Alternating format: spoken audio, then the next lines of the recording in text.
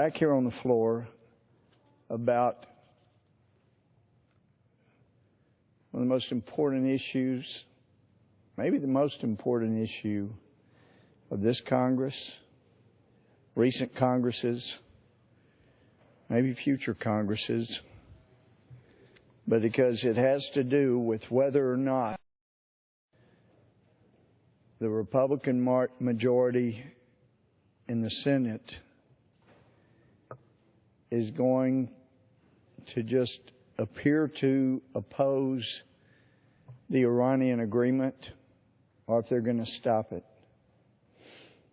The Corker-Cardin bill was done, I have no reason to doubt, with the best of intentions. I didn't vote for it. I could see what was coming, what I was afraid was coming, and it's what has come.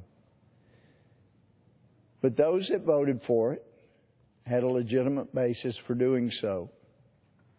Because the President of the United States, Barack Obama, had said, look, this is basically an executive agreement. He doesn't need the Senate's vote. And that's true if it's not a treaty. We had the Secretary of the State say that he was, and he said it, negotiating a non-binding agreement. Those were the kind of statements upon which the Corker-Cardin bill was based. And so that bill gave the House and the Senate each a vote on something that was considered to be non-binding executive agreement with Iran. However, after the UN Security Council voted on it, finally Congress got to see the so-called non-binding agreement. After the UN voted on it, then we keep getting messages about, you cannot stop this because to stop would put us in breach of the agreement. How could we be in breach of a non-binding agreement? Well, the truth came out once we had a chance to read the so-called Iranian deal, Iranian agreement. It is a treaty. There is no question it's a treaty. I don't care whose law you go under. You cannot amend a treaty with anything that falls short of being a treaty itself.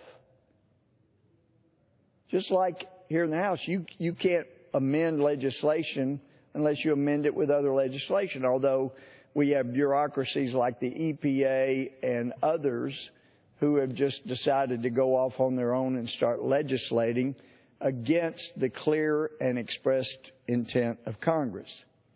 But it's not lawful. They're acting unlawfully. They're acting outside the bounds of the Constitution. And the President's usurped power that's not his and done so in setting out an amnesty. He spoke it as any good monarch would, and then the Secretary of Homeland Security put it into memos, and they effectively changed law from what it was on naturalization and immigration, passed by Congress, signed by presidents. They just changed it with the President speaking it, and then Jay Johnston, the Secretary of Homeland Security, doing memos. Well, that's one thing. It does damage to this country. But when we're talking about an agreement, which under most everybody's description, it will allow Iran to get nuclear weapons. There's disagreement on whether that will be later or sooner, but it seems to be almost unanimous that, yeah, it's going to allow them to get nukes, but it'll be later. Others of us know. They've cheated on every agreement they've entered since 1979 when they came into existence as mullahs running a country. Yes, President Carter welcomed the Ayatollah Khomeini as a man of peace, peace of destruction. But they've broken every international agreement in which they've participated since 1979. They've never been made to account or held accountable for taking our embassy employees hostage for over a year. For heaven's sake, it's bad enough that the administration negotiated a man that's being charged with desertion in return for giving radical Islamists, murderers, terrorists back to continue to create havoc and kill Americans and others. But now we're going to give them the ability to have an agreement. I guess if you're naive enough, well, they've broken every agreement they've entered for 36 years. But this one, we think, we in the Obama administration are so special that this time they're really not going to breach this agreement, despite the fact that the Ayatollah himself and the other top leaders still say death to America. They still say they're plotting the destruction or overthrow of Israel. They still say they're plotting destruction of the United States. And all the time they're doing that, we have people who didn't learn enough from the disastrous agreement with North Korea that gave the North Koreans nuclear weapons. Now they're trying the same strategy. If we're nice enough and let them have the wherewithal to produce nuclear weapons, then maybe they really won't do that. And if they do, it'll be years down the road. But you don't even know in Congress what the side deals are between the IAEA and Iran. So where it says that this will hold Iran at bay for 8 years in this provision, or until the IAEA states the broader conclusion that Iran's nuclear material is being used for peaceful purposes, whichever is sooner. And we don't even know what the deal between the IAEA and Iran is. You know, I've heard recently the IAEA has been quoted as saying that as far as they know, their nuclear material is being used for peaceful purposes, but they haven't been allowed into the military facilities for years. So they could turn around as soon as this administration were to decide the agreement is finalized and ratified, and the IAEA turn right around and say, as far as we know, it's peaceful materials, but we hadn't been allowed into the military facilities where they're doing the real nuclear weapons work, and they're going to give us samples, and the samples they gave us showed they're using it for peaceful purposes. So surely they wouldn't lie, even though they've lied about every international agreement they've entered since 1979. But for some reason, these people think they wouldn't lie.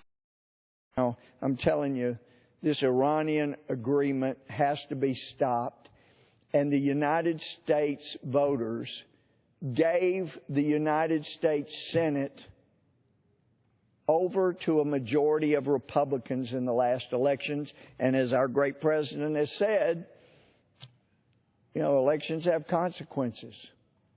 Now, he acts like the elections where we got a majority, Republicans got a majority in the House, that was not meaningful.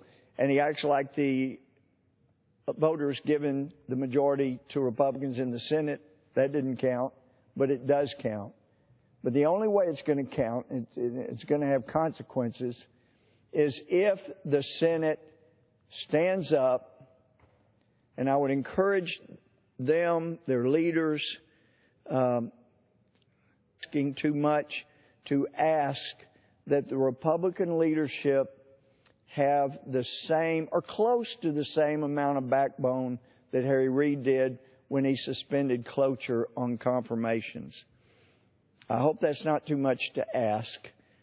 Just have Harry Reid, almost as much as Harry Reid has stood up for things he believes in. We're asking the Senate, the Republicans in the Senate, please stand up almost as much as Harry Reid did when he set aside cloture on confirmations. Now, there were a number of us sent a letter to Senate Majority Leader McConnell down the hall, imploring him to treat the Iranian agreement as the treaty it is. Because if they just go along with the fiction that the Iranian agreement does fall under the Corker bill, and therefore it takes 2/3 to disapprove in the Senate, 2/3 to disapprove in the House. Well, here in the House, we've said the Corker bill doesn't apply at this time for sure. I would submit it doesn't apply at all. But all we have to do is rely on our founding document, the Constitution, ratified, made effective 1789, written 1787. And this Article 2, Section 2, second paragraph, beginning of the paragraph, says the President shall have power by and with the advice and consent of the Senate to make treaties, provided 2/3 of the senators present concur. So, the last thing the President wants is for us to follow the Constitution here, because the Iranian agreement is a treaty. It modifies other treaties like the Non-Proliferation Treaty. It also, as was specifically not contemplated in the Corker bill, it deals with allowing them to have weapons, purchase weapons, armaments. That was not supposed to be in the Iranian agreement. It also addresses the sanctions, allowing them to have over $100 billion to $150 billion so that they can use it for terrorist activity, so that more Americans and Israelis, Jews, Christians can be terrorized and killed. And I shouldn't fail to mention moderate Muslims. They're at every bit as much risk or more as Christians and Jews, because the first people they go after are Muslims that disagree with them. So, it's clearly a treaty. So all the Senate has to do is take the example that Harry Reid gave when he set aside cloture with 51 Democratic votes so they could get through a whole bunch of judges confirmed. Must have been in hopes that they could have judges get to the bench that might have been stopped otherwise, judges like Justice Ginsburg and Justice Kagan, who violated the law by not disqualifying themselves on the same-sex marriage ruling. They performed same-sex marriages. The law requires them to, therefore, disqualify themselves, because by their actions and words they made clear they thought it was constitutional. Their impartiality was beyond being reasonably questioned. They didn't have any impartiality. So I guess when Leader Reid at the time got 51 Democrats to remove cloture as a problem for their confirmations, he probably did get some more judges confirmed. This is so much more serious even than that, as serious as that is. Because if the Senate does not treat the Iranian agreement as the treaty it is, then the President's already saying he's going to treat it as being approved / ratified is what that means. And when our U.S. administration treats the Iranian agreement as ratified, then when our dear friend in the Middle East, Israel, defends itself, then the United States, under Commander-in-Chief Barack Obama, will have to be at war with Israel for defending themselves against Iran continuing to move toward nuclear weapons. Now, it's possible I don't think it will happen, but it's possible that squeamish in Israel could win the day by saying, when we said never again all those years, we meant never again, except we're going to let Iran have nukes and let them nuke us once they have nuclear weapons. But other than the millions Jews that may be killed with nuclear weapons Iran has, other than that, we mean never again. But I don't think that's what a majority of the Israelis are going to accept. And I have such complete respect for Prime Minister Netanyahu. Disagree with him on issues. That's what friends often do. I don't believe when Prime Minister Netanyahu has said never again, he meant never again after the Iranians nuke Israeli cities. So they're going to have to do something. And if the Senate with the Republican majority does not stand up and have a ratification vote on this treaty, the Iranian treaty, and in that vote fail to get the 2/3 to concur, as our Constitution requires, then President Obama is going to go forward as if it were ratified. And the consequences in the Middle East and to the United States will be absolutely devastating.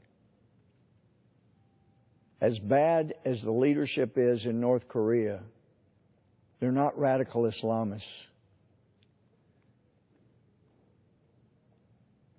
The leaders in North Korea do not advocate, or at least haven't been advocating, suicide bombers.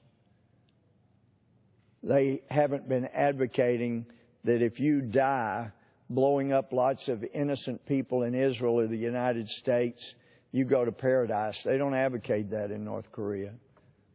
So this is 10 times, many, many, many times worse than North Korea having nukes. This is something that would be written about in history books years from now if the Republican majority in the Senate don't stand up. It will be written that when Iran got nuclear weapons, because the Republicans, they were given the majority in the Senate, they were given the majority in the House, but they refused to use their majority to vote on ratification of what was clearly a treaty. As a result, the President was able to move forward as if it had been ratified. Iran got nuclear weapons, and millions of people died. And it changed the course of Western civilization forever. If they had to have their way, we're headed for a dark ages with nukes leading the way. And that will be on our heads. The blood from all those lost lives, all of the murders, all of the bombings, all of those that occur with the tens of billions of dollars that the Obama administration gives to Iran, all of those will not just be on President Obama's head. They will be on all of our heads, because America gave us the majority in the House and Senate, and we didn't have the nerve to stop this horrendous treaty with Iran. Mr. Speaker, I even made an offer. If the House, I asked that the House just pass my resolution, which laid out this path for stopping this Iranian treaty, but it ended with the Senate calling a vote on ratification as a treaty the Iranian agreement is. And they fail to get 2/3, then it can't be enforced in any United States court or any court anywhere around the world, because our Constitution requires ratification. The Senate took the vote and they did not ratify it. I said, if the Senate follows up the House and does that, I won't run again. And I know that'll make a lot of people happy, especially those that I'm making very angry tonight with what I've got to say. And I know that there's a debate on it. So probably most Republicans that are politically plugged are watching the debate. But I skipped some of the debate. I cannot avoid taking the opportunity at least one more time to beg our Republicans in the Senate to stop this disaster to Western civilization, so this chapter never has to be written about the demise of Western civilization, going back to when the Senate refused to use their power to stop a horrendous treaty that gave to the biggest supporter of terrorism all of the instrumentality, all the money they needed to set Western civilization back 100 years. So here I am, Mr. Speaker. I promised you I wasn't going to take 30 minutes, but I had to take the time to beg the Senate, use your majority. 51 votes is all it takes. And yes, I know. The president normally sends things over that get on the executive calendar, and that's when you vote on things for the president. I get that. The president sent over this agreement. Now, he didn't call it a treaty, but you should recognize it's a treaty. So you got one of two ways to bring it to the floor. One is you can say it's part of the executive calendar. He sent it over to us, and under our own procedure, we set that for a vote. But it's a treaty, so we're treating it as a treaty, and it's made through the executive calendar. I get that. You could do that in the Senate, Mr. Speaker. They could. Or the other way is just to say, look, the Constitution does not require that the president send us a treaty and say, here's a treaty, now ratify it, for us to take a vote on a treaty on whether or not to ratify it. That's not in the Constitution. It's in the Senate rules. And what does it take to suspend the Senate rules? 51 votes. And the Senate has that many votes that know how bad this deal is. So take the 51, either call it on the executive calendar because the president submitted, or suspend both the calendar rule and the cloture rule with 51 votes, and then bring it to the floor of the Senate for a vote, and you won't get the two-thirds needed to ratify it, and we can all proclaim this Iranian treaty is dead. And then we don't risk defending Iran against our friend Israel in the beginning of a war that should never have to start. The alternative to this horrendous treaty is not war. As Michael Oren once said, the day Iran believes the United States is a credible threat to attack its nuclear facilities is the day they stop enriching uranium. And he is exactly right. Hope he doesn't mind my saying that. But he was exactly right. War is not inevitable. It doesn't need to be. We don't need it. But if this Iranian treaty is not stopped by the Senate, it's going to be a war that we don't see coming. At least our leaders don't. And millions die. It doesn't have to happen. I hope and pray it won't. I urge the Senate to do the right thing. Have a vote on ratification of the Iranian treaty. And then we can get a better deal. Mr. Speaker, with that, I yield.